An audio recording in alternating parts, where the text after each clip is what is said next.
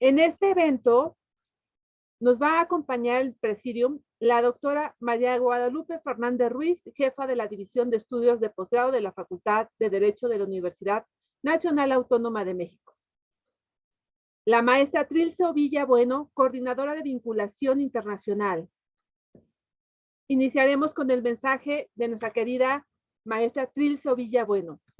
Adelante, maestra, por favor. Muchísimas gracias, doctora Ana Luisa Herrera. Muy buenos días. Sean todos ustedes bienvenidos a esta aula universitaria. El día de hoy, sin lugar a dudas, estamos de una fiesta académica, como escuché el día de ayer decir a la coordinadora de la maestría, la doctora Rosa Rascón Gasca, quien por mi conducto les mando un afectuoso saludo. Es un día de fiesta académica, pues tendremos el desarrollo de dos importantes jornadas de trabajo sobre los temas de los cuales están investigando distintas personas alrededor del mundo a nivel de maestría.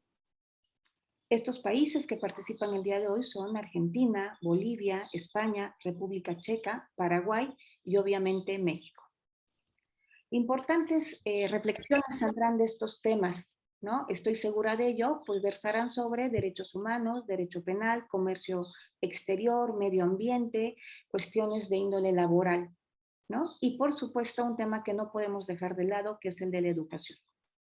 Un esfuerzo que sin lugar a dudas, encabezado por la doctora Guadalupe Fernández Ruiz, está realizando la División de Estudios de Posgrado para consolidar la internacionalización de la misma, de la división, en la actualidad. Agradecemos mucho la participación de los maestrenses de las universidades, como es la Universidad de Buenos Aires, la Universidad de Barcelona, la Universidad de Cracovia, de República Checa, la Universidad Mayor Real y Pontificia San Francisco Javier de Chuquisaca, ¿no? Y obviamente de universidades nacionales, como es la Universidad Autónoma de Morelos, la Universidad Autónoma Metropolitana y, por supuesto, la Universidad Nacional Autónoma de México. Por mi parte, vuelvo a reiterarles que sean ustedes bienvenidos a esta aula universitaria. Estoy segura que habrá muchos éxitos académicos y quedo a sus órdenes. Muy buenos días. Muchísimas gracias, maestra Trilce.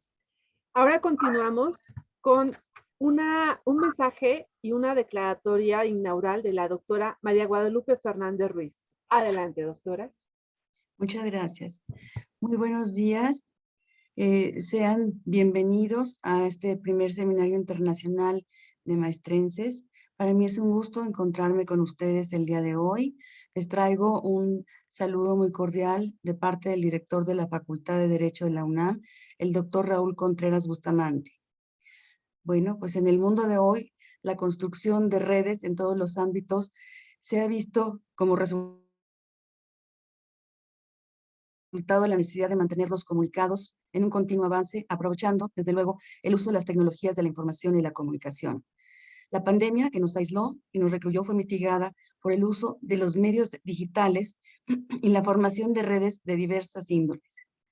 Así, el evento que hoy nos congrega, este primer seminario internacional de maestrenses, como un espacio de encuentro, de diálogo, es sin duda un semillero de investigación que propicia la difusión de la cultura jurídica y que va a generar la creación de redes de jóvenes investigadores tan necesarias en el mundo jurídico de hoy, particularmente en estos momentos en que el mundo, la humanidad, se encuentra en plena convalescencia por el COVID-19. La participación en este seminario internacional de maestrenses denota desde luego el esfuerzo y el entusiasmo de cada uno de los participantes, jóvenes participantes realmente, pertenecientes a distintas universidades, pero también denota el interés y el impulso que brindan las universidades mismas. Sin duda es una clara señal de que debemos continuar en marcha, principalmente en clave de investigación jurídica, ahora a cargo de los jóvenes. Bueno, pues sin más, siendo las 9 horas de este día 26 de mayo, 9 horas con 15 minutos, declaro formalmente inaugurado este primer seminario internacional de maestrenses. Sean muy bienvenidos, mucho éxito a cada uno de ustedes y esperemos mantenernos en comunicación. Muchísimas gracias. Buen día. Muchísimas gracias. Muchísimas gracias por tan emotivos mensajes. Ahora procedemos a la despedida de nuestras autoridades e iniciar la jornada. Muchas gracias.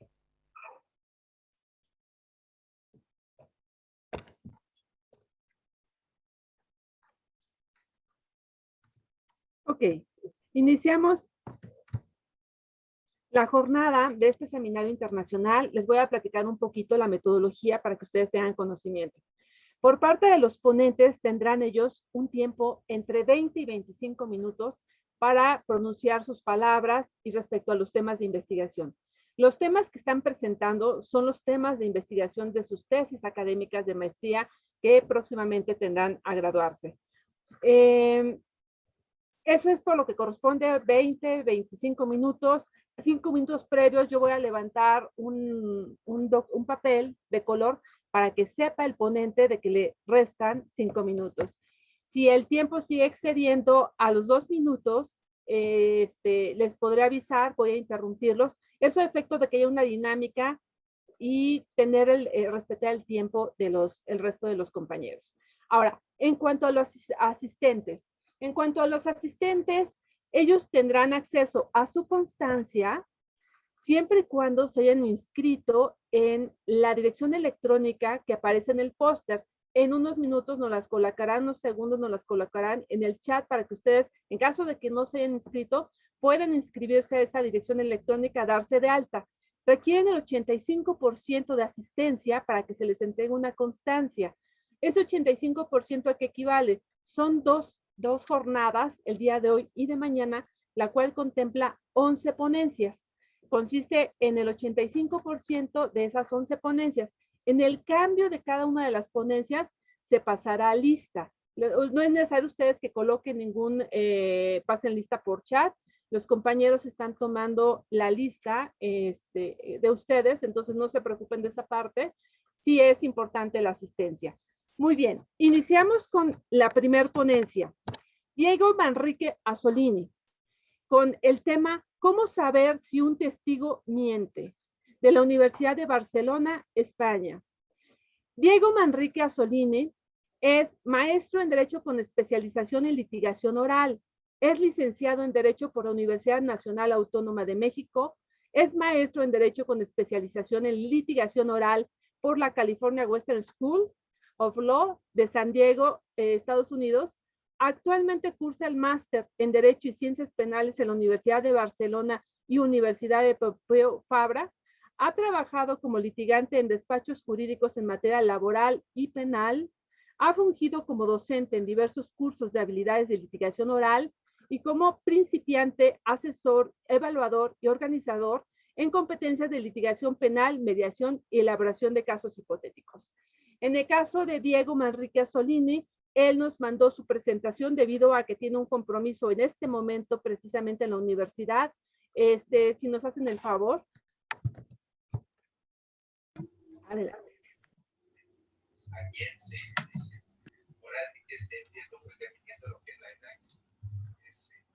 Hola, hola, muy buenas tardes. Es un gusto para mí estar en este Seminario Internacional de Maestrandos en Derecho. En verdad agradezco mucho la oportunidad que tengo de participar en este honorable evento. Y pues bueno, antes de comenzar me gustaría realizar unos cuantos agradecimientos. En primer lugar, me gustaría agradecer enormemente al doctor Raúl Contreras Bustamante, director de la Facultad de Derecho de la Universidad Nacional Autónoma de México. Del mismo modo, a la doctora Fernández Ruiz, jefa de la División de Estudios de Posgrado, y del mismo modo a la maestra Trilce Fabiola Villabueno, coordinadora de Asuntos Multidisciplinarios e Internacionales. Y pues bueno, básicamente el tema que yo he desarrollado en mi trabajo, en mi trabajo de posgrado de maestría que estoy realizando en la Universidad de Barcelona y la Universidad Pompeu Fabra,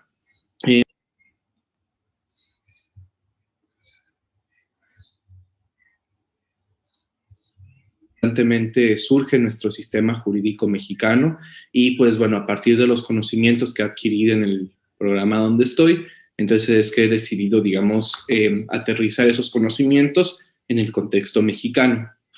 Y pues bueno, precisamente el tema que vamos a abordar es cómo saber si un testigo miente. Para lo cual primero vamos a abordar la mentira de una manera general. Posteriormente vamos a analizar de forma muy general los aspectos generales del sistema penal acusatorio, sus principios y sus etapas, las pruebas en el proceso penal acusatorio, específicamente la prueba testimonial, Posteriormente analizaremos cuáles son los aspectos para saber si un testigo nos está mintiendo, cuál es el análisis del contenido de la información que debemos realizar, los signos corporales que nosotros tenemos que tomar en cuenta y cómo la investigación que nosotros llevamos a cabo funge en última instancia como parámetro de veracidad. Y todo esto culminará en el análisis del testigo durante la audiencia de juicio oral para finalizar con una conclusión. Bien. En primer lugar, podemos decir que la mentira es la ausencia de verdad. Para San Agustín, la mentira es simplemente una comunicación falsa unida a la intención de engañar. Y dentro del diccionario de la Real Academia Española de la Lengua, es decir o manifestar lo contrario a lo que se sabe, se cree o se piensa. Entonces, evidentemente, aquí podemos distinguir muy claramente entre lo que es la mentira y lo que es el error. En ambos casos podemos decir manifestaciones que son contrarias a lo que en verdad está aconteciendo, contrarias a la verdad. Pero ¿qué es lo que las distingue? Que la mentira tiene la intención de engañar al otro o la intención de comunicar cierta información a sabiendas de su falsedad. Y analicemos entonces cuáles son algunas de las razones por las cuales las personas mienten. Puede ser simplemente al temor de las consecuencias de algo que se ve, de que algo se sepa, ¿no? De que algo se hizo, de que algo no se hizo, de que se oyó o qué fue lo que se vio. En ese sentido, quizá podemos culpar a alguien más de algo para ocultar cosas, para obtener una ventaja, un beneficio que diciendo la verdad se duda de poder alcanzar. Queremos quizá nosotros obtener un beneficio económico, social o simplemente amoroso. Las razones positivas, ¿no? Digamos, las mentiras piadosas, dicho de otra manera, ayudar a alguien, alegrar a alguien, evitar conflictos, etc. Y evidentemente, entre mayor gravedad, mayor son las consecuencias y por lo tanto es mayor la motivación a mentir, ¿no? Entre más altos sean las consecuencias, lo que está de por medio, probablemente entonces yo tendré más razones para decir una mentira. Ahora bien, esto nos lleva al proceso penal acusatorio. ¿Por qué? Porque de una u otra forma, como todos sabemos, el proceso penal acusatorio se compone, o sea, llega de pruebas, entre las cuales destaca la prueba testimonial que evidentemente recae en las personas. Y en ese sentido, pues es importante distinguir cuando una persona puede estar mintiendo en el marco de la investigación criminal o en el marco del proceso. Para lo cual haremos un repaso muy sintético. Este proceso penal acusatorio, en el caso de México, se publicó en el 18 de junio del año 2008, ¿no? Lo cual conllevó una serie de reformas a diversos artículos constitucionales y básicamente cambiaron los paradigmas mediante los cuales se impartía justicia penal en México y se implementó un sistema de justicia acusatorio y oral.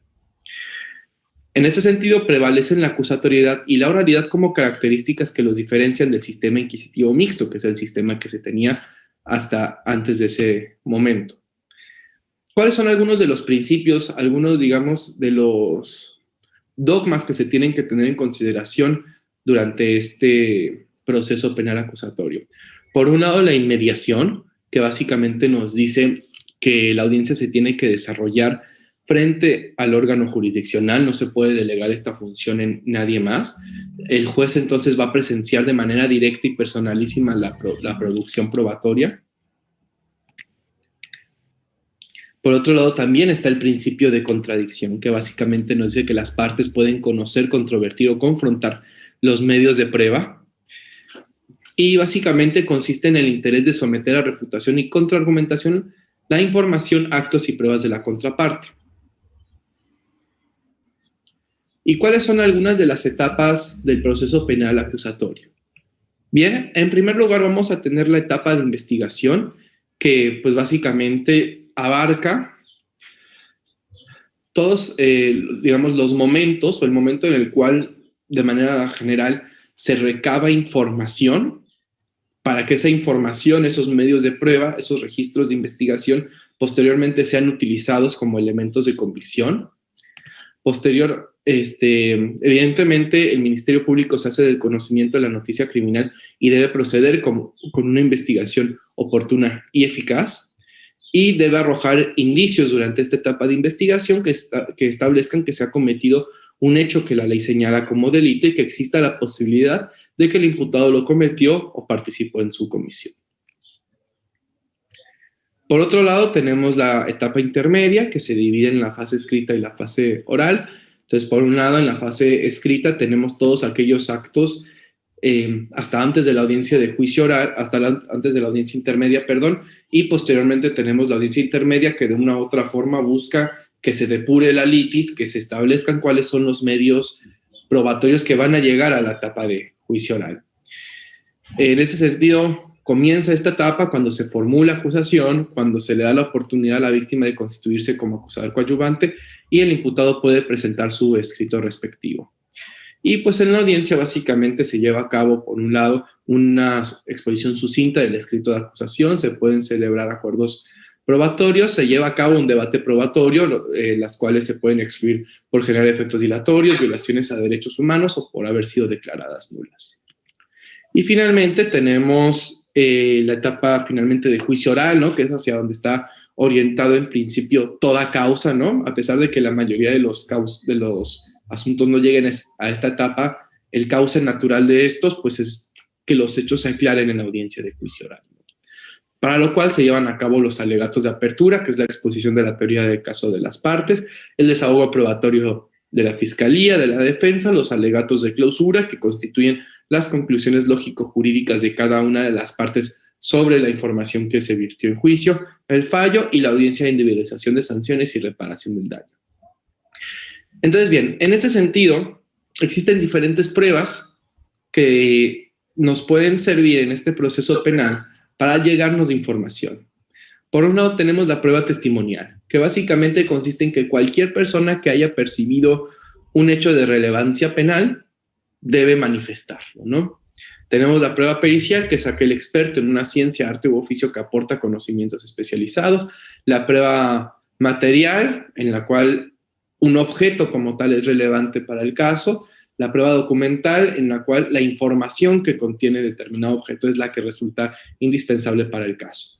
En ese sentido, evidentemente, debe tomarse en consideración la libertad probatoria y la libre valoración. En este sentido, todos los hechos y circunstancias aportados por la adecuada solución al caso, para la adecuada solución al caso sometido a juicio, podrán ser probados por cualquier medio pertinente, producido e incorporado a juicio. Y en ese sentido, el tribunal, para decidir sobre su sentencia, sobre su fallo, va a poder decidir de una manera libre y lógica. Entonces, esto nos lleva al tema de la prueba testimonial, que básicamente lo que nos dice el artículo 360 del Código Nacional de Procedimientos Penales es que toda persona tiene la obligación de concurrir al proceso penal cuando sea citado y de declarar la verdad de cuanto conozca y cuanto le sea preguntado. Asimismo, no deberá ocultar hechos, circunstancias o cualquier otra información que sea relevante para la solución de la controversia. Se requiere, evidentemente, en esta prueba testimonial que exista un registro de la entrevista realizada, y finalmente la prueba testimonial se desahoga frente al tribunal de enjuiciamiento. La prueba testimonial es el testigo en persona acudiendo al tribunal hablando sobre lo que sabe, no la entrevista o el registro de investigación que se rindió a partir de que se le rindió al testigo. Entonces, bien, esto nos lleva al aspecto de cómo es que llevamos a cabo la entrevista a un testigo. En primer lugar, debe evaluarse si realmente se trata de un testigo valioso que permita aportar información sobre el hecho delictivo, ¿no? Es un testigo que tiene que aportar información que nos permita esclarecer, ¿no? Hechos que en principio tienen apariencia de ser penalmente relevantes. Y bueno, para establecer estas cuestiones sobre un testigo, digamos, tiene información valiosa, información que pueda aportar, podemos analizar las siguientes cuestiones. Por un lado, si concuerda con los otros medios de prueba, ¿no? Esto evidentemente nos puede dar más o menos valor a la prueba testimonial como tal.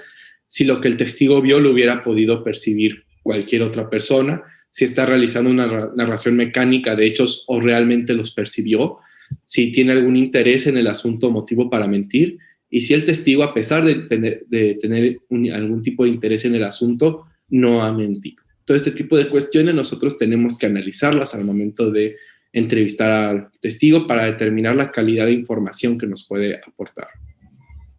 Ahora bien, analizando como tal el contenido de la información, pues bueno, básicamente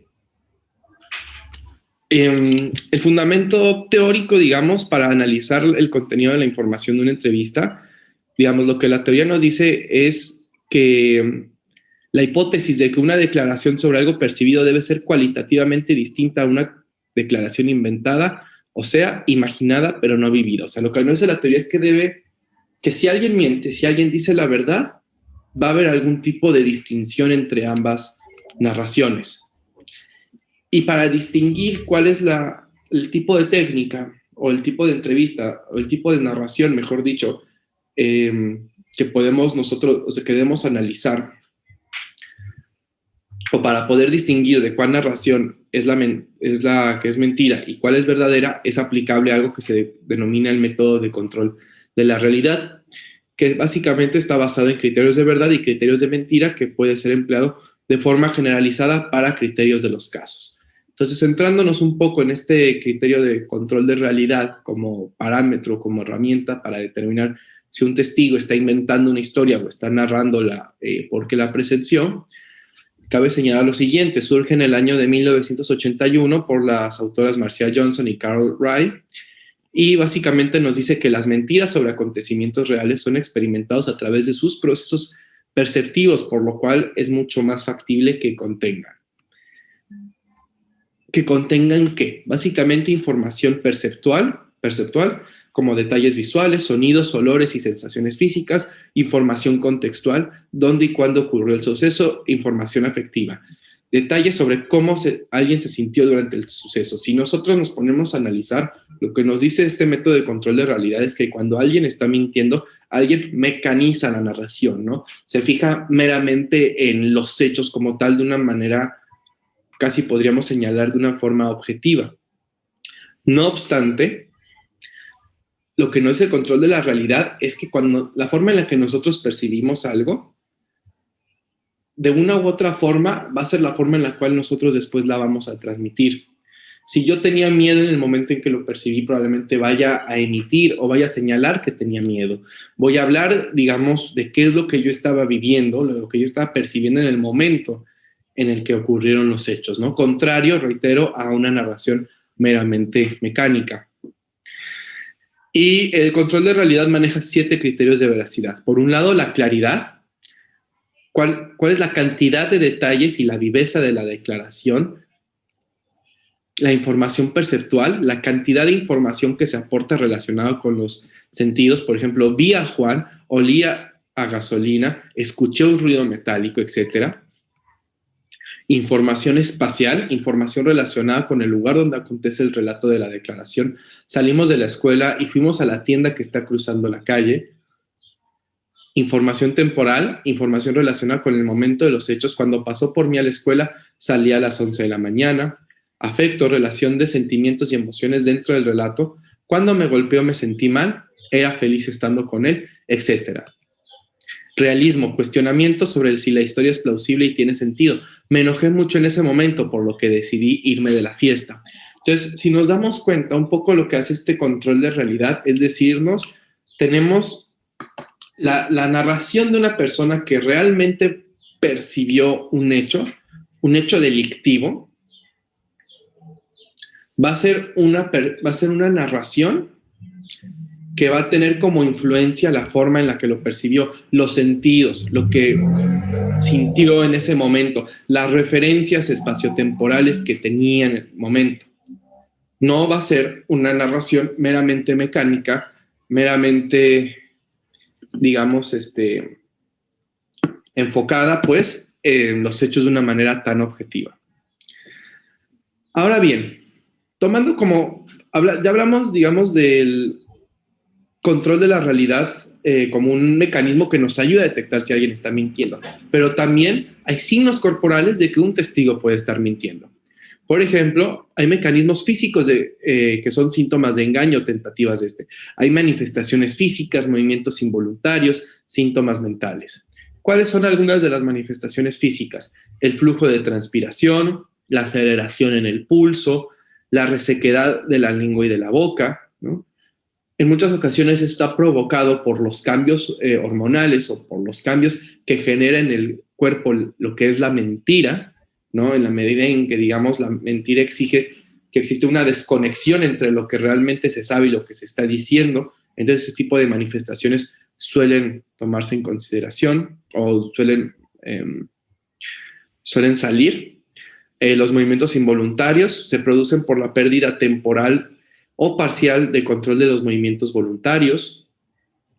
Esto es debido a que, por el desequilibrio que provoca la alteración de ambas y termina en la pérdida de control sobre los movimientos voluntarios, los espasmos musculares y la tensión muscular, humedecerse los labios con las lenguas, los movimientos fugaces de los ojos, los tics labiales, el entorpecimiento del habla, entre otros. Algunos de los síntomas mentales es la confusión, la memoria deficiente, el titubeo, las pausas prolongadas, la alteración nerviosa que se generaliza y afecta a todo el cuerpo. Y esto nos lleva a un tercer punto, ¿no? Después de habiendo analizado el control de realidad, las manifestaciones corporales, ahora veremos la investigación como un parámetro de veracidad. La investigación criminal no deja de ser un conjunto de saberes interdisciplinarios y acciones sistemáticas para llegar al esclarecimiento de un hecho aparentemente delictivo. Esto es a partir de la construcción de un rompecabezas, ¿no? O sea, cada caso es un rompecabezas que debe armarse, ¿no? A partir de los datos de prueba con los que nos vamos allegando. Y pues el conjunto de información es el que nos permite esclarecer este hecho, ¿no?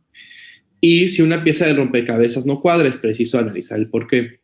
Entonces, en este sentido, cada uno de los testigos que se van entrevistando deben embonar perfectamente en este rompecabezas. Si algo de lo que nos está diciendo el testigo no embona, es porque probablemente el testigo nos esté mintiendo, dependiendo de con qué lo podamos comparar. Pero eso es lo que nos dice la teoría. Y la investigación constituye una última prueba de calidad de la información que vierte el testigo. Si lo que dice el testigo se ve robustecido por otros testigos u otros medios de prueba, su credibilidad se ve robustecida. Por el caso contrario, si el testimonio de una persona no encuadra o no se complementa con otro dato de investigación, debe ser crítico respecto de esta situación. Entonces, esto nos lleva al testimonio durante la audiencia de juicio oral.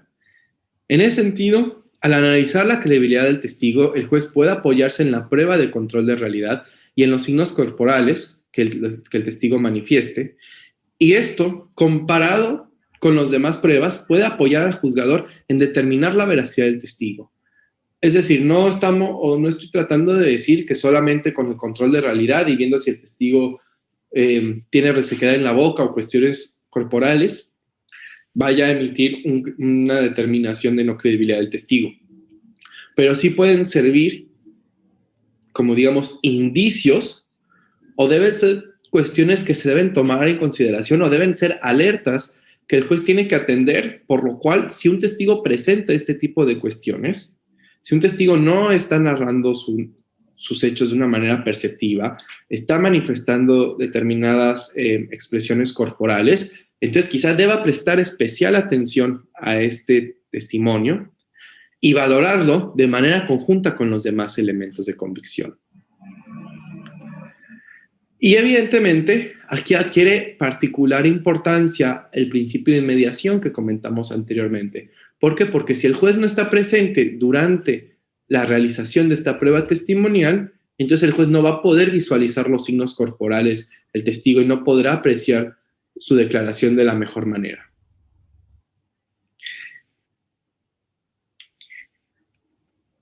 Por otro lado, también adquiere particular relevancia el principio de contradicción manifestado en el contrainterrogatorio que realiza la contraparte al testigo. Esto es así porque se pone a prueba la veracidad de su dicho y puede confrontarse con otros medios de prueba, incluso otros medios de prueba obtenidos por la contraparte, y se previene que el testigo comparezca únicamente a decir un discurso ensayado con una de las partes y se procura obtener información de calidad del testigo. Y en conclusión, podemos señalar que algunas de las acciones para determinar si un testigo miente es, por un lado, la aplicación del control de realidad de la declaración del testigo, el análisis de los signos corporales del testigo al momento de rendir su declaración, el análisis y comparación de la declaración del testigo con el resto de la investigación criminal, y estas acciones son aplicables a lo largo del proceso penal. Es decir, no solamente en la audiencia de juicio oral, sino cuando el testigo va a rendir su entrevista a la agencia del Ministerio Público, el entrevistador puede fijarse en estos elementos, puede fijarse en el control de realidad, en sus signos corporales y en la comparación con el resto de la investigación para determinar si es un testigo al cual le va a dar credibilidad o por otro lado va a buscar otros medios de prueba porque la información que está aportando el testigo no es creíble o no es de calidad. Y en ese sentido, en la medida en que nosotros podamos identificar la mentira en un proceso legal, se estará más cerca de la verdad histórica de los hechos y por lo tanto de una correcta impartición de justicia. Entonces, bueno, estos serán un poco los temas que yo quería exponer, me parecen sumamente relevantes en la medida en que, que la oralidad del sistema de una u otra forma hace que detectar este tipo de cuestiones, detectar cuándo un testigo está mintiendo, cobra particularmente mucha relevancia, ¿no? Y apoyarnos de la oralidad, de la inmediación y de la contradicción para poder aplicar este tipo de herramientas y determinar en última instancia si un testigo está mintiendo o está aportando información que puede ser útil para la resolución de un caso penal. Muchísimas gracias. Muchísimas gracias por la valiosa participación de Diego Manrique Azzolini. Un tema muy interesante. Realmente todas las investigaciones que se están presentando es para tener un contexto de cómo se encuentra nuestra situación jurídica a nivel internacional. Ello nos puede abonar realmente a nuestros trabajos de investigación. Al final del día es investigación científica. Muy bien, pasamos a la segunda ponencia. La segunda ponencia estará, nos la estará compartiendo Misael Gutiérrez Alarcón, con el tema Identificación doctrinal del precursor de la teoría de formación gradual de normas jurídicas, la diferencia entre el principio de supremacía constitucional y el principio de jerarquía normativa desde el enfoque jurídico de la Constitución Política del Estado de Bolivia. Bien, Universidad Mayor Real de Pontificia San Francisco Javier de Chuquisaca, de Bolivia. Adelante, por favor, Misael.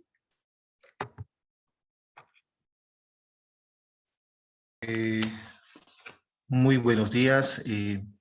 Agradecido por la consideración.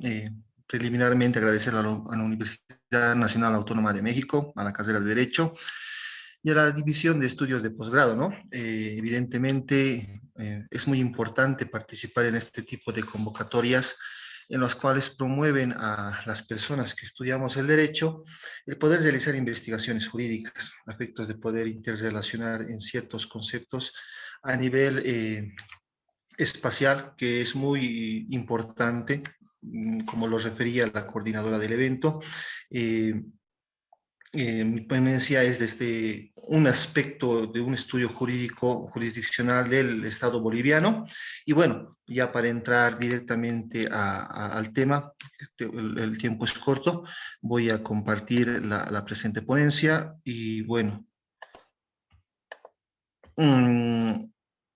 la temática que voy a pasar a describir es la identificación doctrinal del precursor de la teoría de formación gradual de normas jurídicas, la diferencia entre el principio de supremacía constitucional, el principio de jerarquía normativa en relación al enfoque jurídico de la Constitución Política del Estado boliviano. A manera de preámbulo, señalarles también que actualmente me encuentro cursando la maestría de Derecho Constitucional y Procesal Constitucional, en el cual existió la cátedra de modelos de control constitucional, en la cual se hizo un análisis de lo que son las formas del control constitucional en el sistema boliviano. Y es que dentro de este análisis se vio un estudio mucho más profundo de lo que se refiere a la teoría o la doctrina de del estudio de la formación gradual de normas jurídicas. Es por eso que emerge este estudio. Si bien a un inicio la coordinadora del evento hizo referencia que este podría ser mi proyecto de defensa de tesis de maestría, un poco lo descarto ese tema, no sé si es que lo vaya a realizar porque curso el primer semestre de la maestría. Es un estudio inicial que, conforme la convocatoria de trabajos para este evento, busca generar críticas y o reflexiones en el ámbito jurídico. Es por eso que me nació la necesidad de realizar el presente trabajo. Comenzando con el mismo, el objetivo general del presente es realizar un análisis de la diferencia que existe entre la conceptualización del principio de supremacía constitucional y el principio de jerarquía normativa en el ámbito jurídico boliviano. Asimismo, generar una reflexión crítica en relación a lo que nos van enseñando, nos van señalando en las aulas universitarias. Estoy hablando del sistema universitario boliviano. Soy graduado de la Universidad Mayor de San Andrés del sistema universitario público acá en Bolivia. Nos refieren que la formación gradual de las normas jurídicas que emergen desde la Constitución, pasando por las leyes hasta normas jurídicas de inferior jerarquía, son originarias y atribuibles al maestro Hans Kelsen, pero que el mismo que utilizó para una pedagogía de difusión y difusión en el ámbito del derecho, la pirámide jurídica, ¿no? Que comúnmente se conoce como la pirámide de Kelsen, sin tomar en cuenta lo que él mismo señala en su obra Problemas capitales de la teoría jurídica del Estado, que él mismo hace una referencia al maestro Adolf Merkel, que en su momento ya en el desarrollo de la presente también voy a hacer una identificación propiamente. Los objetivos específicos del trabajo de la investigación preliminar es el conocer los antecedentes históricos relativos a la supremacía constitucional en lo que respecta al ámbito jurídico boliviano, a la conceptualización del principio de jerarquía normativa en el ámbito jurídico boliviano y la identificación histórico-doctrinal sobre la referencia de la teoría de formación gradual que, a mi criterio y conforme el trabajo que he presentado, no son correctamente atribuidas a la persona que ha identificado la idea primigenia. Ya pasando al tema como tal, la presente investigación realiza un análisis de la justicia constitucional boliviana.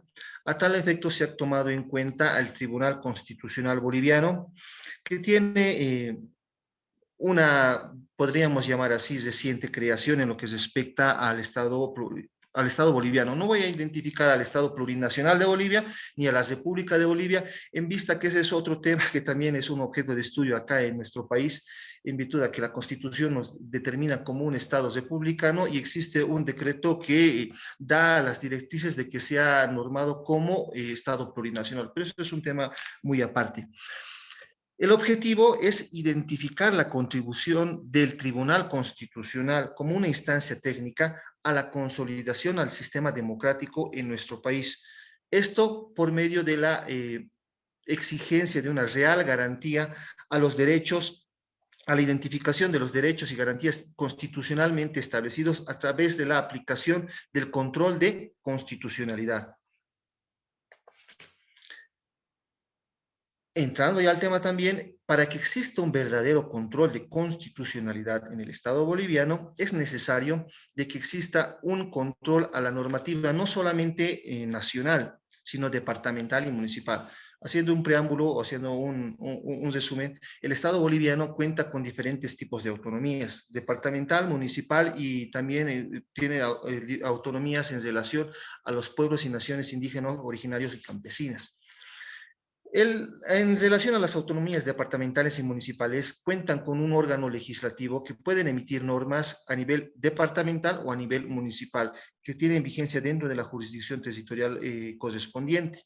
Pero la referencia que hago es que el control de constitucionalidad verdadero debe primar o debe realizarse en relación a toda norma jurídica que emerja dentro de un proceso legislativo legítimamente establecido. Al existir un control de constitucionalidad, dicha descripción deriva del principio de supremacía constitucional, entendiendo que la Constitución se encuentra en la cima de todo ordenamiento jurídico, hablando del espacio jurídico boliviano. Sobre la supremacía constitucional. La supremacía constitucional es considerada, ya de concepto muy genérico, que la Constitución prima sobre las demás normas jurídicas, es decir, que las considera como secundarias, por lo que éstas no pueden existir en contradicción a la norma jurídica suprema, que en este caso es la identificación de la Constitución política del Estado. La aplicación del principio de supremacía constitucional asume que el orden jurídico y político de un Estado esté estructurado sobre base y en el imperio de la Constitución, constituyéndose esta en la fuente y fundamento de otra norma jurídica. De esta manera podríamos afirmar que en base al principio de supremacía constitucional, esta es el medio para la aplicación de la jerarquía de normas, al encontrar a través del principio de supremacía constitucional la unidad del ordenamiento jurídico. Sobre la jerarquía normativa, hablando, le vuelvo a reiterar, en el espacio jurídico o en la economía jurídica boliviana, el principio de jerarquía normativa se considera a la estructura jurídica del Estado basado en criterios y en niveles jerárquicos en función a sus entes emisores. Conforme les señalaba, al existir una autonomía dentro del Estado boliviano, departamental, municipal, departamental y municipal, tienen que existir una coherencia y relación de estas normas jurídicas en observancia a lo que determina la Constitución política del Estado. Pero de igual manera, el orden jurídico es de conocimiento genérico, ya para un tema de dinámica o por un tema de pedagogía jurídica, como pirámide jurídica, la cual se puede conceptualizar como un conjunto de normas positivas vigentes relacionadas entre sí. Esto ya es un tema de una conceptualización del diccionario de Cabanelas, que seguramente muchos de los colegas o muchos de los conocedores o estudiosos del derecho han podido ver o revisar. Hablar sobre el Tribunal Constitucional Boliviano ya es un tema más específico en relación a la cátedra que dio origen a esta investigación. El Tribunal Constitucional Boliviano, hablar de carácter previo, que el Congreso General Constituyente acá en Bolivia en el año de 1826, un año posterior a la fundación de la República de Bolivia, aprobó la Constitución presentada por el libertador Simón Bolívar. Señalada Constitución tuvo una vigencia de 2 años efectivos y existió posteriormente una serie de modificaciones. En el Estado boliviano existen 2 constituciones, podríamos llamarlo así. La primera Constitución de 1826 y la Constitución de 2009. Las demás, que son unas 17 reformas, son únicamente esos, reformas de la Constitución primigenia de 1826. Lastimosamente, ya entrando al tema, la Constitución de 1826 no determinaba un tema de supremacía normativa constitucionalmente hablando. Y es por eso que en la gestión de 1993 en el Estado boliviano, en virtud a la necesidad de una instancia técnica que pueda velar por la garantía del respeto a la normativa establecida en la Constitución Política del Estado, se ve la idea de crear el Tribunal Constitucional. El Tribunal Constitucional como tal, en Bolivia, en las modificaciones a la Constitución de 1994, hace como primera referencia la necesidad de que esta instancia sea apartada del Poder Judicial. Lastimosamente, ese fin no fue logrado en virtud de que la reforma de 1994 señalaba que el Tribunal Constitucional dependía del Poder Judicial. Ya en la Constitución de 2009, aprobada por la reforma, por la Asamblea, por el referéndum popular del 2009, establece que el Tribunal Constitucional se va a encargar de la administración de la justicia constitucional, haciendo una diferencia de esta instancia técnica del Poder Judicial, a efectos de asegurar y garantizar el control de constitucionalidad y la vigencia de los derechos y la vigencia de la Constitución como tal, pudiendo llegar a una síntesis de que las funciones y los objetivos del Tribunal Constitucional son velar por la supremacía de la Constitución, ejercer el control de constitucionalidad y precautelar el respeto y la vigencia de los derechos y garantías constitucionales establecidos en el Estado. Ahora quiero pasar a un tema, ya creo el tema más profundo del trabajo de investigación, es en la identificación doctrinal del precursor de la teoría de la formación gradual de las normas jurídicas. Seguramente, bueno, no cabe duda que uno de los mayores juristas que ha sido objeto de estudio en el siglo XX es el profesor Hans Kelsen, más propiamente sus textos sobre la teoría pura del derecho. La producción biográfica por parte de este maestro es muy amplia, evidentemente a partir de su primer texto, La teoría del Estado, de Dante Alighieri, ¿no?, publicada en el año de 1905. Luego publica la obra que ha sido objeto de análisis en el presente trabajo, Problemas capitales de la teoría jurídica del Estado. En este texto de Problemas capitales de la teoría jurídica del Estado, que ha sido escrito prácticamente cuando Hans Kelsen tenía sus 30 años de edad, quiero hacer referencia a una cita que hace el profesor Gabriel García Maínez, una persona que hace, un profesor que hizo traducción de los textos de Hans Kelsen y que de igual manera hacía seguimiento a las obras de la corriente kelseniana. Él señala que este texto es el que construye los cimientos estructurales de la proposición jurídica. Asimismo, hace notar que en la edición de 1911 existe elementos básicos a efectos de la terminología utilizada en la teoría pura del derecho y en un texto posterior publicado por el maestro Hans Kelsen.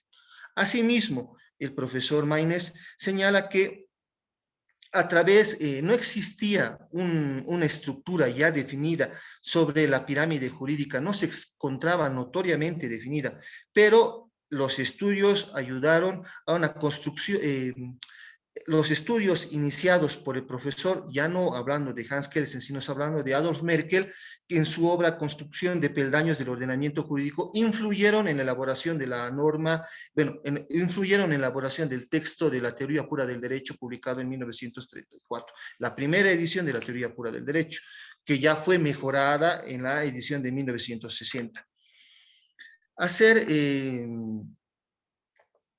Eso es lo que hablaba sobre el profesor Maínez, y hacer una referencia ya textual sobre la obra fundamental que antecedía a la teoría pura del derecho, que es nuevamente la teoría, Problemas capitales de la teoría jurídica del Estado. Hans Kelsen establece en el prólogo de este texto que el mérito de haber reconocido y representado el orden jurídico como un sistema genético de normas jurídicas que avanzan de forma concreta y por escalones, desde la Constitución, a través de la ley, la disposición y otros escalones intermedios, hasta llegar a un acto jurídico individual, le corresponden al profesor Adolf Merkel.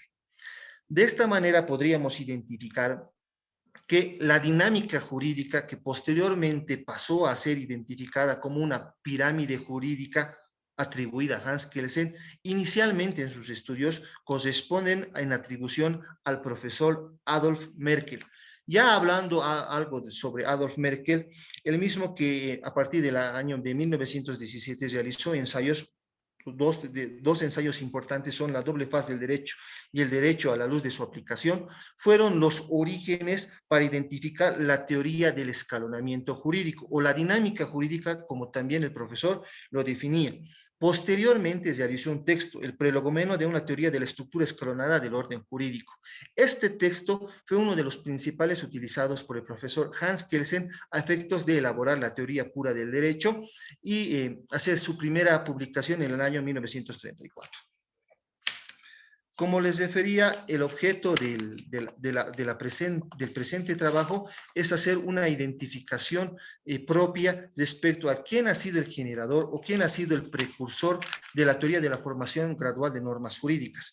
Y conforme lo habría señalado y conforme los antecedentes del texto que presenté, serían una atribución dirigida al profesor Adolf Merkel, que si bien ha sido un discípulo del profesor Hans Kelsen, es necesario identificar el trabajo meritorio que ha realizado este profesor en relación a la aportación de la generación de la pirámide jurídica como tal, que a mi criterio no es debidamente atribuida al profesor Hans Kelsen. Muchas gracias. Muchísimas gracias, maestrando Misael Gutiérrez. Muchas gracias. Su tema evidentemente es un estudio de frontera y quiero pues compartirles a nuestro auditorio que el maestrando Misael Félix Gutiérrez es abogado titulado por la gestión 2009 en la Universidad Mayor de San Andrés. Cursó el diplomado en educación superior en la UNSA y realizó el prostítulo de gestión pública y análisis constitucional en el Observatorio de Derechos Humanos y Políticas Sociales. De igual modo, él ejerció como abogado de las Defensorías de la Niñez y Adolescencia del Gobierno Autónomo Municipal de La Paz, el lapso de 5 años entre el periodo 2008-2012 aproximadamente, ejerció funciones públicas en la Autoridad de Fiscalización del Juego, el lapso de 8 años, más o menos, así es, maestrando. Actualmente ejerce como abogado, consultor y asesor de movimientos sociales de su estado. Queremos agradecerle su participación, su generoso tiempo que nos brindó y en representar a la República de Bolivia. Muchísimas gracias. Ok, continuamos con nuestra tercera charla.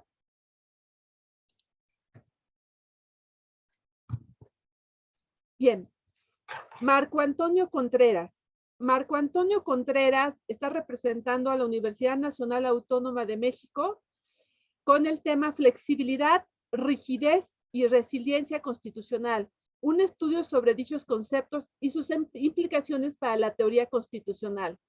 Marco Antonio Contreras Minero es licenciado en Derecho por la Benemérita Universidad Autónoma de Puebla, becario para estudios de maestría en la Universidad Nacional Autónoma de México por el Consejo Nacional de Ciencia y Tecnología, así como en el Instituto de Investigaciones Jurídicas de la UNAM. Cursó estudios en la Universidad de Valencia, España, en el programa de intercambio académico en el año 2015. Ha desarrollado una estancia de investigación en el Departamento de Derecho Constitucional y Ciencia Política de la Universidad de Valencia. Asimismo, ha sido ponente en el Departamento de Derecho Civil de dicha universidad, en el Instituto de Investigaciones Jurídicas de la Universidad Nacional Autónoma de México y en la Universidad Autónoma Metropolitana. Ha sido reconocido por su alto desempeño académico e investigativo durante estudios de licenciatura y ha participado en programas de investigación de la Vicerrectoría de Estudios de Posgrado de la UAP y de la Academia Mexicana de Ciencias. Marco Antonio Contreras Minero, por favor, le cedo el uso del micrófono. Muchísimas gracias, doctora Ana Eloísa, por esa generosa presentación. Pues es un motivo de orgullo estar el día de hoy con todos ustedes en este magno evento que organiza la División de Estudios de Posgrado de la Facultad de Derecho de nuestra máxima casa de estudios. Debo decir que el tema que presentaré no es propiamente mi tema de tesis, pero sí es un estudio preparado de manera específica para nuestro evento. Sin más preámbulo y dado que tenemos poco tiempo, iniciaré con mi exposición. En esta intervención pretendo referirme a los significados que tienen para la teoría de la Constitución los significantes flexibilidad, rigidez y resiliencia. Sin duda, esta tarea es muy extensa para el tiempo que tenemos previsto. Por ello, es necesario acotar nuestros alcances desde el inicio. En primer lugar, me referiré a la rigidez y la flexibilidad de las constituciones. Esto para destacar que la clasificación de James Bryce ha sido una de las más ocurridas por los constitucionalistas, pero tiene interpretaciones diversas.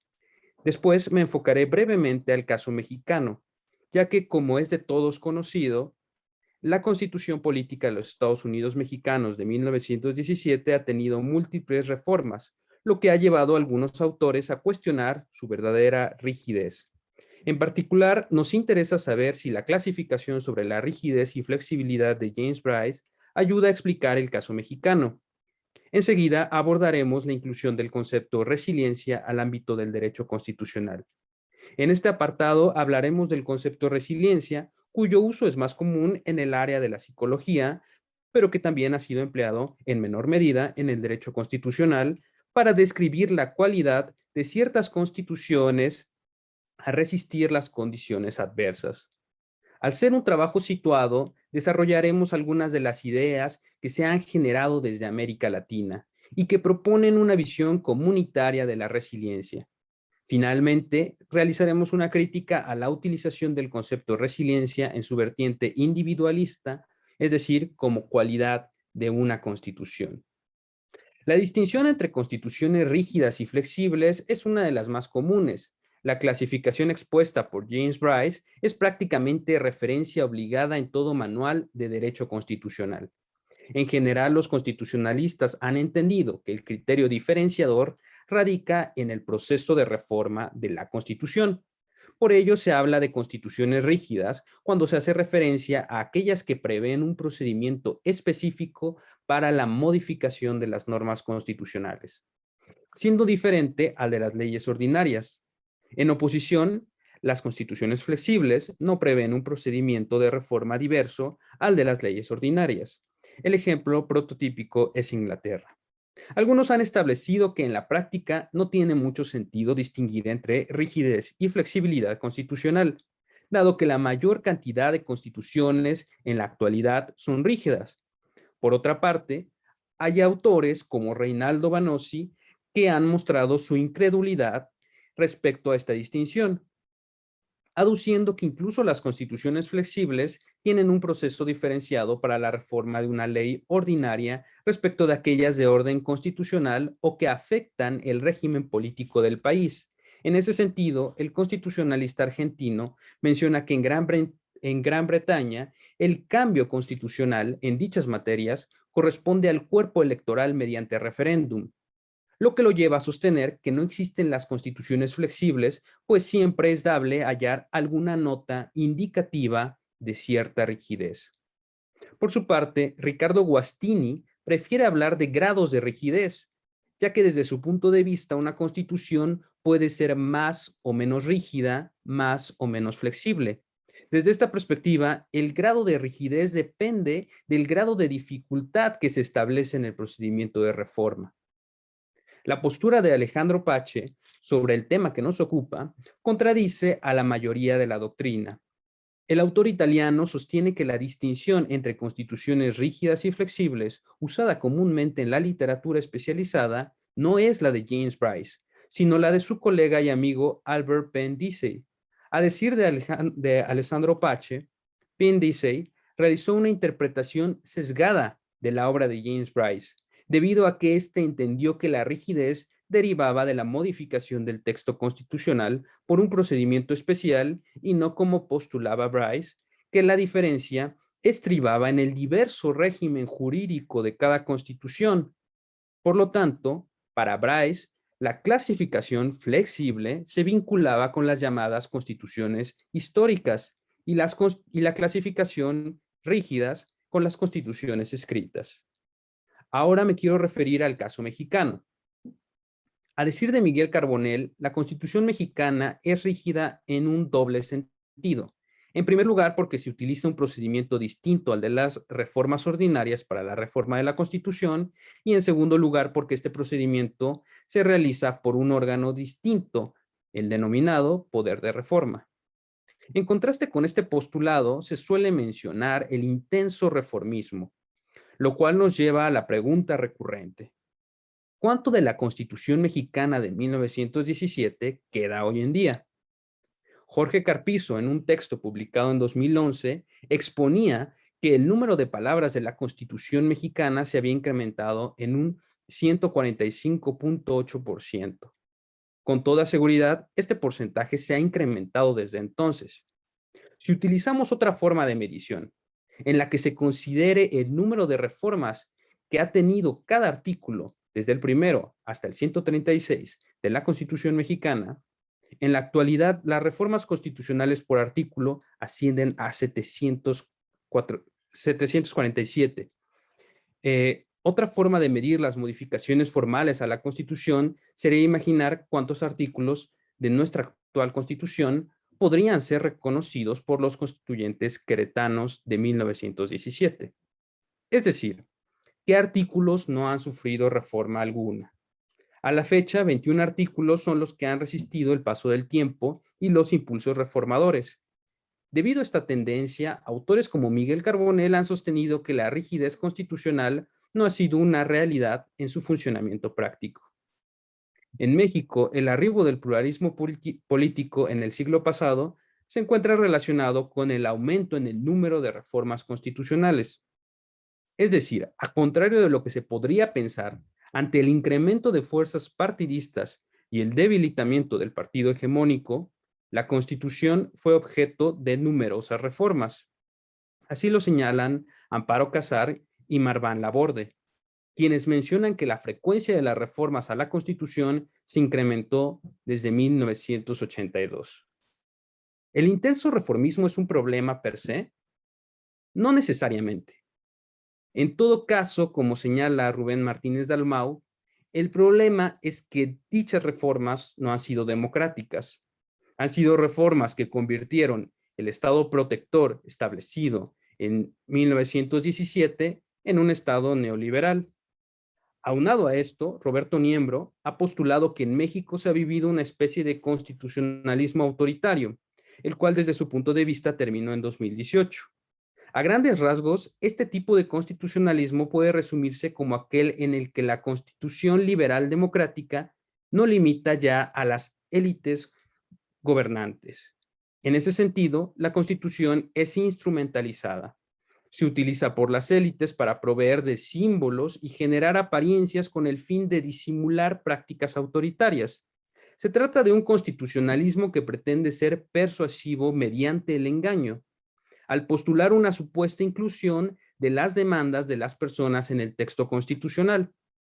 Así, a pesar de que se realicen reformas que doten de más derechos a las personas, en la realidad no se dan los cambios sustanciales para hacer efectivos tales derechos.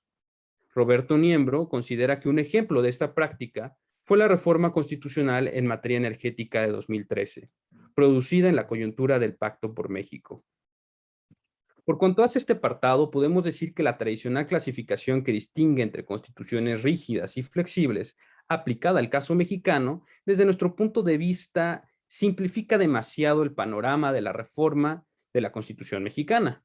Por ello, habrá que usar con cuidado esta clasificación o al menos explicar los límites que tiene. A continuación, nos referiremos a una clasificación que advertimos que se está comenzando a usar. Nos referimos a la resiliencia en el contexto del derecho constitucional. Creo primordial que para hablar de resiliencia constitucional o de constituciones resilientes, antes es preciso establecer un concepto de resiliencia. Por ello, a continuación veremos la resiliencia en su sentido originario, individualista, la que posteriormente vamos a diferenciar de la resiliencia en un sentido comunitario. Esto para concluir que desde nuestro punto de vista el concepto de resiliencia en su vertiente individual contradice la idea primigenia de constitución. Comenzaremos por decir que no hay un concepto absoluto de la resiliencia que sea capaz de contener todos los usos que ha tenido y tiene en la actualidad en las diferentes materias. La literatura menciona que el término resiliencia procede de la física.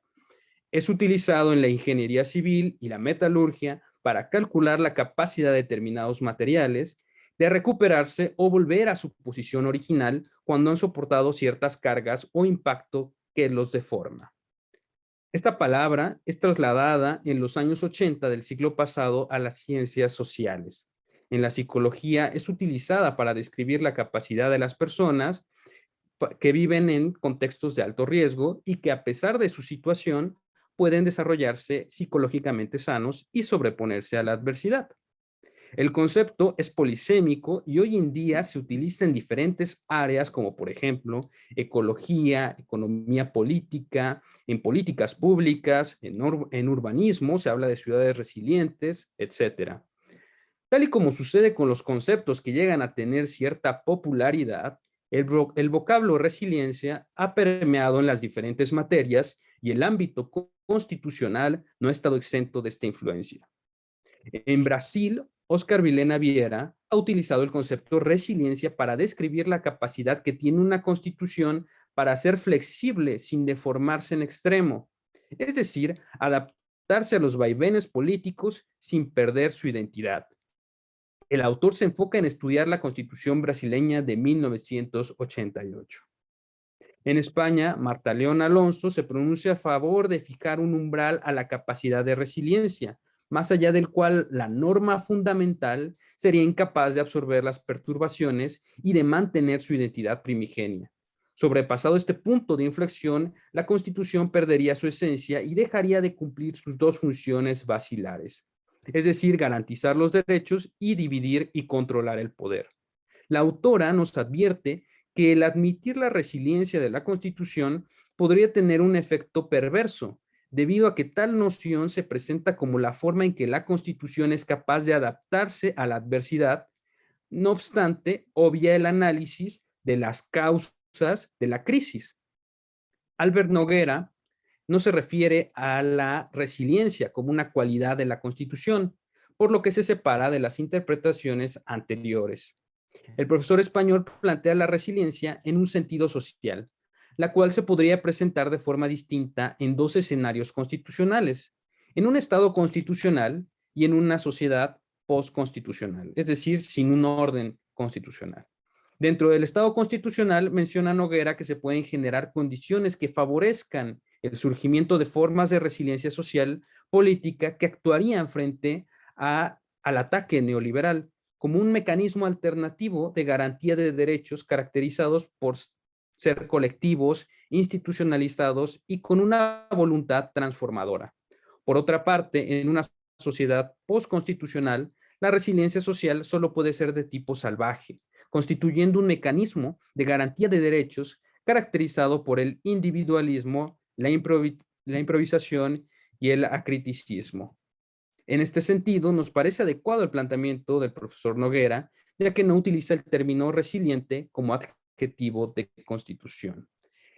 A continuación, procederá a dar una breve crítica de la resiliencia en su sentido individual. Para ello, Brad Evans y Julian Ray tienen un interesante texto en el que se dedican a hacer una dura crítica al concepto. Son críticos con este concepto y yo me limitaré a señalar solo 4 de sus ideas principales. Ellos postulan que la adopción del concepto en el ámbito de la política y en el desarrollo de la sociedad, pues tendría consecuencias. En este sentido, en un primer punto podríamos decir que la resiliencia es un proyecto ideológico más que un llamado a encender algún instinto humano básico de supervivencia. En segundo lugar, nos mencionan que la resiliencia es una técnica de gobernanza. En tercer lugar, señalan que la resiliencia es acrítica porque deja en segundo lugar la reflexión sobre los causantes de la crisis. En cuarto lugar, mencionan que la resiliencia es un concepto especializado para la intervención biopolítica. Por lo tanto, desde la visión de los autores comentados, los individuos y los pueblos en la actualidad deben de contar con esta propiedad fundamental para demostrar la capacidad de vivir en el mundo actual, lo que se ha dicho, vivir con el peligro. No obstante, de esta postura individual de la resiliencia ha habido algunos estudios importantes desde Latinoamérica que consideramos pueden ser útiles a futuro. El trabajo de las investigadoras Granada Echeverry y Victoria Alvarado muestran una preocupación por pensar la resiliencia desde una dimensión social. Las investigadoras argumentan que en lugar de considerar a los sujetos como resilientes, sería mejor pensar en sujetos que están resiliando, es decir, están siendo en la adversidad. Por otra parte, Granados Ospina y otros autores han señalado la necesidad de transitar del sujeto individual al sujeto político, a fin de pensar la resiliencia de otro modo, desde una dimensión comunitaria y social. En este apartado hemos planteado brevemente la crítica a la resiliencia individual y también mencionamos una teoría de la resiliencia desde Latinoamérica, que es una visión más comunitaria, la cual quizá en un futuro podría replantear por completo el concepto, diluyendo las críticas realizadas a la resiliencia individual. Sin embargo, aún queda por desarrollar una cuestión. Nos referimos a la contradicción entre la resiliencia de tipo individual y la idea de constitución. Pensamos que existe una contradicción entre estos términos porque la resiliencia de tipo individual contradice a la noción de constitución. Ello es así porque el verbo constituir, ligado a constitución, proviene de la palabra latina constituire, y a decir de Andreas Calivas, da cuenta literalmente del acto de fundar juntos, de crear de forma conjunta o de coestablecer. Ello implica que siempre el acto de constituir es un acto de una comunidad, lo que excluye una visión individualista que plantearía cierto tipo de resiliencia. Considero que el uso del término resiliente como adjetivo a cierto tipo de constitución debe ser revisado con especial cuidado, sobre todo por su procedencia individualista. Además, la resiliencia alude en términos generales a la capacidad de un objeto para regresar al estado original luego de haber sufrido una perturbación. Esta idea considero que no debe ser trasladada al ámbito constitucional. ¿En verdad queremos constituciones que duren para siempre? Recordemos que Thomas Jefferson era de la idea que una constitución no puede ser eterna. Sostenía que toda constitución, toda ley, expira naturalmente al final de los 19 años. Debido a esta crítica, nosotros consideramos que no es conveniente utilizar el adjetivo resiliente al concepto de constitución, porque se podría generar la idea de que toda constitución, sin importar del tipo que sea, debe ser resiliente. Esto querría decir mantenerse a pesar de las influencias provenientes del exterior, lo cual contradice la idea de un constitucionalismo emancipador que resalta la importancia de un poder constituyente. Gracias. Conviene señalar que mientras la clasificación entre constituciones rígidas y flexibles hace alusión en lo general al proceso de reforma de la Constitución, la resiliencia no se refiere a esta cuestión, sino a la pervivencia de un orden establecido. Es decir, mientras que la rigidez se suele relacionar con la petrificación de la norma constitucional y la flexibilidad se caracteriza por la adaptación de la norma a la realidad, la resiliencia, por su parte, implicaría un tipo de adaptación que no modifique ciertos aspectos que se consideran como primordiales de una constitución. Pensamos que el discurso de la resiliencia podría ser utilizado por un tipo de constitucionalismo autoritario que pretende implantar la idea de que se adapta a la Constitución a las necesidades actuales de la sociedad, pero sin modificar lo sustancial. Como reflexión final, podría decir que hemos destacado que la clasificación entre constituciones rígidas y flexibles, a pesar de ser tan conocida, tiene algunas variaciones, de acuerdo con cada autor. Incluso se ha dicho que la idea más aceptada de esta teoría podría no ser la interpretación correcta de la clasificación de James Price. En dicho apartado, hemos advertido que una clasificación puede simplificar en exceso el análisis de los elementos. En la última parte de esta intervención nos referimos a una posible nueva clasificación y por ello abordamos la resiliencia y las posibles contradicciones entre el concepto de constitución. Finalmente, pensamos que el uso del término resiliente como adjetivo de constitución debe ser muy cuidado, debido a las contradicciones que podrían existir y que hemos evidenciado en esta intervención. Por lo tanto, el vocablo resiliencia es contrario a una idea de constitución y no siempre es deseable utilizarlo, ya que pueden existir constituciones de tipo autoritario que deberán ser sustituidas por un constitucionalismo de tipo emancipador. Muchísimas gracias. Muchísimas gracias, maestrando Marco Antonio Contreras. Muy interesante su ponencia. Evidentemente abonará a todo lo que vienen siendo las filas de la producción intelectual que requiere México. Y esa fusión que hace entre derechos humanos y derecho constitucional bajo la óptica que usted está analizando es muy, muy valiosa. Muchas gracias por su generosa participación. Muy bien, continuamos ahora con nuestra cuarta presentación. Es del maestrando Gerardo Acuaite González, con el tema Las manifestaciones culturales del derecho, una alternativa a la educación jurídica tradicional. Él representa a la Universidad Nacional Autónoma de México. Él es egresado, Universidad Autónoma Metropolitana, de Azcapotzalco, sí. Licenciado en Derecho por la Universidad Autónoma Metropolitana de Azcapotzalco, actualmente cursa la maestría en Derecho del programa de posgrado en Derecho de la Universidad Nacional Autónoma de México, es becario nacional CONACYT y colabora en el Instituto de Investigaciones Jurídicas bajo la coordinación del doctor Miguel Alejandro López Olvera. Ha cursado los siguientes diplomados.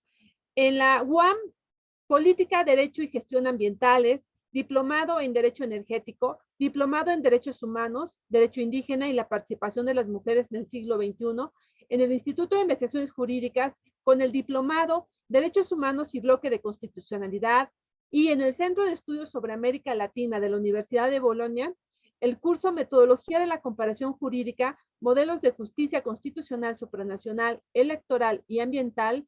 En la UAM, Azcapotzalco formó parte del comité organizador del Congreso del Derecho Electoral y Parlamentario y del seminario Divulgar los Derechos Humanos.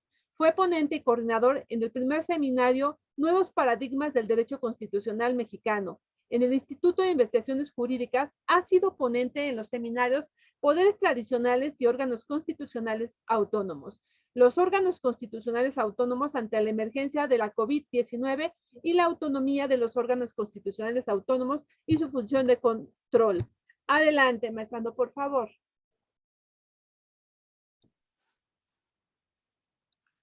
Muchas gracias, doctora Ana Eloísa. Buenos días a todas y a todos. En primer lugar, quiero agradecer al doctor Raúl Contreras Bustamante, a la doctora María Guadalupe Fernández Ruiz y a la maestra Trilce Ovilla como autoridades de la Facultad de Derecho por la organización de este primer seminario internacional de maestrenses en Derecho. Saludo también a mi compañera y compañeros de mesa. Me honra mucho ser parte de este grupo que incluye a ponentes que asisten a este seminario desde distintas latitudes. Me siento muy honrado de que se haya considerado mi trabajo para presentarlo. Voy a hablarles esta mañana sobre las manifestaciones culturales del derecho en la enseñanza jurídica. Pero como primera aclaración, al igual que lo hizo mi compañero Marco, quiero mencionar que este tema no es el de mi tesis. Mi tesis trata sobre órganos constitucionales autónomos y una propuesta teórica para el sistema jurídico mexicano sobre este tipo de entes estatales. Sin embargo, para esta ocasión yo preparé un trabajo que, como señaló la doctora Ana Eloísa, se titula Las manifestaciones culturales del derecho, una solución a la educación jurídica tradicional. Y elegí hablar sobre la enseñanza del derecho porque una de las características que distinguen al plan de estudios de maestría en la UNAM es la formación de maestros con alta capacidad para el ejercicio académico y profesional. Este carácter más enfocado hacia la docencia e investigación contrasta con el de otras instituciones de educación superior, cuyo carácter es más profesionalizante. En ese sentido, consideré que el tema de la enseñanza del derecho es de suma importancia, más cuando se habla ante personas que se están formando como docentes y como investigadores al estudiar un posgrado. También, y aprovecho, quise rendir un muy modesto homenaje a mis profesores de la maestría, justo a unos días de haber celebrado el Día de la Maestra y del Maestro. Pues bien, este trabajo pretende sostener que las manifestaciones culturales del derecho son una son una alternativa a la enseñanza jurídica tradicional, que en términos de Duncan Kennedy es legitimadora del status quo y fomenta la reproducción de la jerarquía. Aquí esto me lleva a otra aclaración que debo hacer antes de entrar de lleno a la exposición.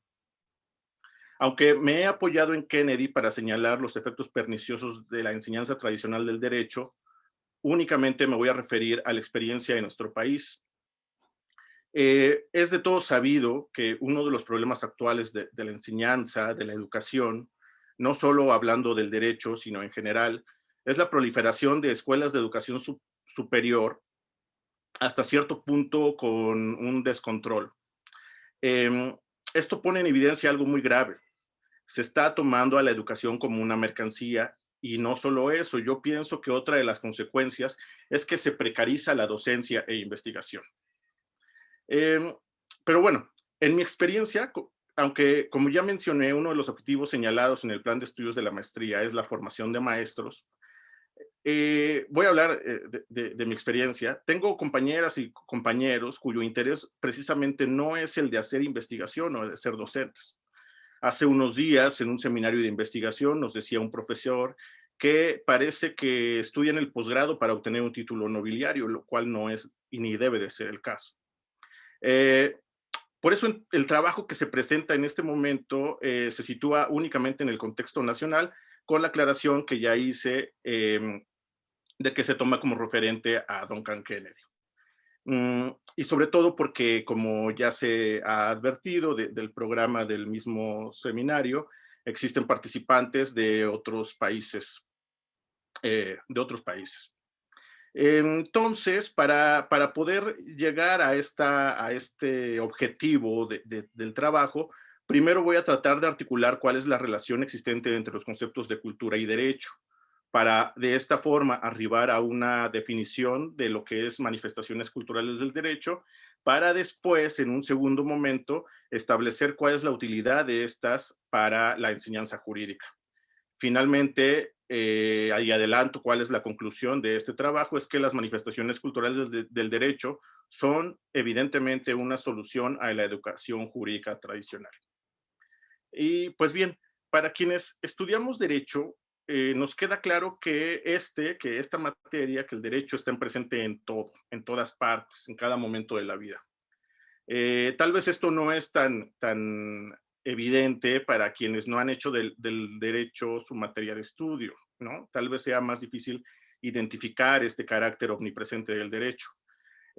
Sin embargo, por ejemplo, Carlos Santiago Nino señala que en las sociedades contemporáneas el derecho está en todas partes. Y el autor argentino, al señalar esto, hace una descripción muy didáctica para ejemplificarlo.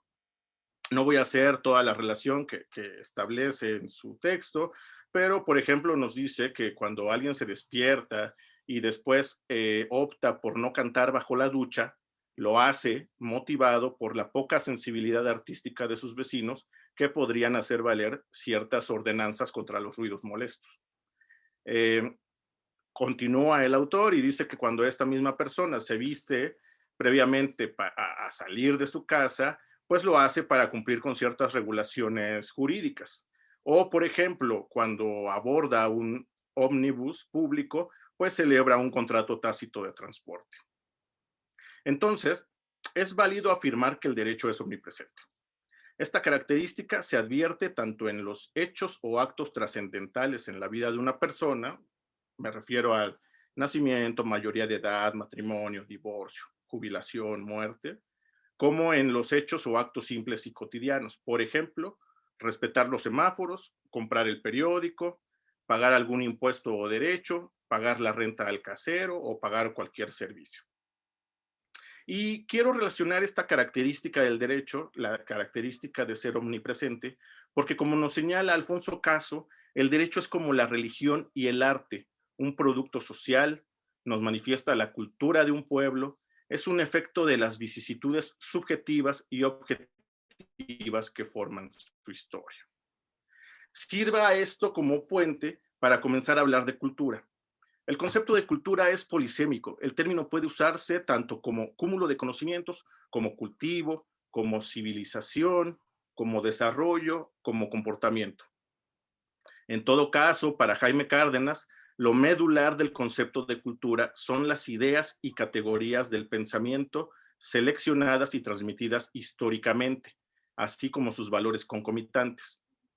Ahora bien, dado el carácter omnipresente del derecho, al que ya he hecho referencia, puede afirmarse que el derecho es cultura. Es decir, las normas y las instituciones del derecho son ante todo cultura con sus tres aspectos, tanto el aspecto de tradición, de innovación, de pluralismo.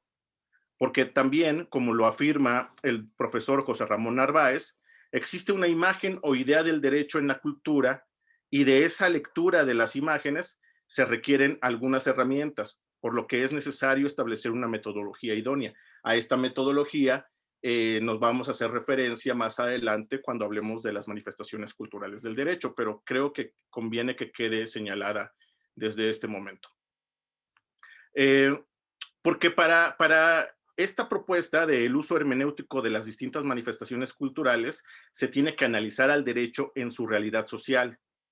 Porque, y vuelvo a citar al profesor Narváez, el derecho se explica y se contiene en las distintas manifestaciones de la cultura, incluida la cultura, la alta cultura, como se dice, o la cultura popular, o la cultura pop incluso. Y aquí es donde llegamos a esta definición de manifestaciones culturales de derecho, como aquella serie de imágenes e ideas que sirven de parámetro a una crítica cultural del derecho. Entonces, estas imágenes, estas ideas, nos pueden mostrar cuáles son las fortalezas, las debilidades, las oportunidades de lo que es y de lo que puede llegar a ser el derecho. En algunos casos, las manifestaciones culturales del derecho presentan relaciones claras que son perceptibles a simple vista y que incluso han motivado movimientos que ya han sido abordados por la literatura, por la doctrina. Por ejemplo, las relaciones entre derecho y literatura o derecho y cine, pues la mayoría de las veces son explícitas, ¿no? Cuando, por ejemplo, el derecho es tema central de la obra literaria o cuando lo que ha denominado el profesor José Ramón Narváez el género judicial en los filmes. Sin embargo, existen otras relaciones entre derecho y arte, derecho y música, derecho y arquitectura, que en mi opinión resultan subyacentes, por lo que es necesario desvelarlas. Aquí no es el caso, ni es uno de los objetivos del presente trabajo, pero creo que conviene que quede mencionado por si sirve para que alguno de mis compañeros lo use como una línea de investigación. Ahora bien, hablando de la enseñanza jurídica, ya como lo habíamos mencionado en un principio, existen diversos problemas, ¿no? Como afirma el doctor Miguel Alejandro López Olvera, son múltiples los problemas de la enseñanza del derecho y esto no solo es privativo en nuestro país, esto es un fenómeno que pudiera abarcar todas las escuelas o facultades de derecho del mundo. En ese sentido es que traigo a Duncan Kennedy, quien fue pionero en la promoción de un ataque radical contra los nocivos efectos de la educación, porque nos muestra de qué modo, tanto a través de los contenidos como de las formas de la enseñanza, que son verticalistas, cínicas, competitivas, individualistas, estas formas de enseñanza, a través de estas, las escuelas de derecho forman y sobre todo reforman a camadas de estudiantes. Yo diría también deforman. Entonces, ¿qué hacer frente a esta situación, ante esta enseñanza que es legitimadora del status quo, reproductora de la jerarquía? ¿Cómo enseñar el derecho? Se trata indudablemente de una pregunta muy pertinente para quienes se encuentran en formación como maestros. Como ya he señalado, uno de los objetivos del plan de estudios de la maestría en Derecho que estamos cursando es formar maestros con alta capacidad para el ejercicio académico y profesional. Y aprovecho que también en la mesa nos acompaña una compañera de la UAM, porque ahorita me di a la tarea de revisar el plan de estudios de la maestría en Derecho de esa institución y también está orientada evidentemente hacia la docencia e investigación. En ese sentido es que en esta exposición yo propongo el uso de las manifestaciones culturales del derecho como una herramienta para una nueva enseñanza jurídica, evidentemente una diferente a la que señala Duncan Kennedy. Se trata de una invitación a mis compañeros maestrenses. ¿Una provocación? No lo sé, pero al formarnos como docentes debemos tener en mente que se trata de advertirle a los estudiantes ese peligro que corren de, voy a citar a Kennedy de nuevo, de ser absorbidos por una estructura conservadora y profundamente inmoral de prestación de servicios jurídicos, predispuesta a favor de los ricos y en contra de los pobres y disimulada con una ética falsa. Aquí cierro la cita, porque en la opinión de quien, en mi opinión, esta educación solo puede darse a través de una metodología en la que se enseña al estudiante que existen diversas narrativas sobre el derecho fuera de un discurso monógamo, excluyente y cerrado de la doctrina jurídica, un discurso dogmático. Entonces, si se considera al derecho como un objeto multifacético que entrelaza elementos normativos, valorativos, económicos, políticos, culturales, sociales, es evidente que se deben de adoptar otras disciplinas, se debe tomar prestado de otras disciplinas metodologías adecuadas para estudiarlo, para analizarlo y para poder estudiar el fenómeno jurídico. Es por eso que en este trabajo he afirmado que las manifestaciones culturales proporcionan esta solución metodológica y hermenéutica a la tradicional educación jurídica. Dado que el tiempo es poco, y porque, como ya lo mencioné, las relaciones entre derecho y literatura, derecho y cine, ya se ha escrito y se ha hablado y se ha estudiado con amplitud, solo voy a mencionar un ejemplo y me voy a referir al profesor, de nueva cuenta, al profesor José Ramón Narváez, porque en cuanto a las artes plásticas, él ya ha trazado el camino para una teoría artística del derecho. El profesor nos señala que basta ver las distintas representaciones, por un ejemplo, que hay sobre la idea de la justicia para plantear una propuesta metodológica para el uso didáctico y dialógico de las imágenes en el derecho. Todo esto a partir de una lectura de los símbolos. Es decir, imaginar el derecho es una nueva habilidad o competencia que requiere el jurista. La complejidad de la realidad, la vertiginosidad de la vida contemporánea demandan respuestas más dinámicas del operador jurídico, que ha sido formado en la defensa del status quo. Ahora, evidentemente, se nos pide ser más flexibles y prospectivos, pero esto nos cuesta mucho trabajo porque estamos diseñados para conservar, para preservar un orden preestablecido. Por eso, nos señala el profesor Narváez, es urgente una metodología que nos enseñe dos cosas. Sumar emociones e imaginar escenarios presentes, alternos y futuros. Esto para el análisis de problemas y obviamente para la solución de los mismos. Aquí queda de manifiesto cuál es la importancia de las manifestaciones culturales del derecho en la enseñanza jurídica, solo al referirme al ejemplo, al caso de las artes plásticas. A manera de conclusión, el uso de las manifestaciones culturales del derecho en la enseñanza jurídica representan una solución para desembarazar al derecho de tanta pureza, rigidez, aridez y formalismo sobre todo, puesto que el derecho, como manifestación social y cultural, es necesariamente político, lúdico, lleno de vida, debe ser colorido. En ese sentido, es que bajo un esquema de libertad, el profesor debe de dotar al alumno de las herramientas teóricas, hermenéuticas, metodológicas, para que este último elabore un análisis del fenómeno jurídico en donde sea que se encuentre. Las manifestaciones culturales del derecho constituyen estas herramientas a través de las cuales se puede analizar el derecho y su contexto.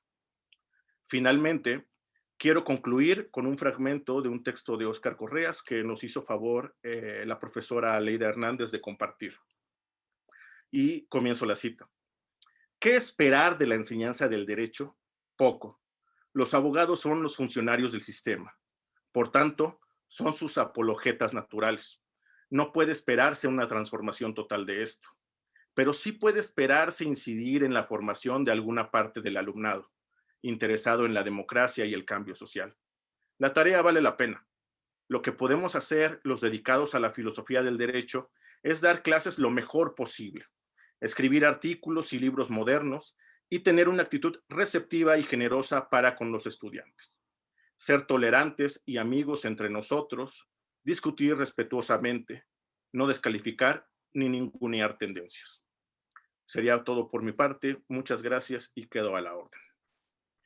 Muchísimas gracias, maestrando Gerardo Acuaite, extraordinaria ponencia.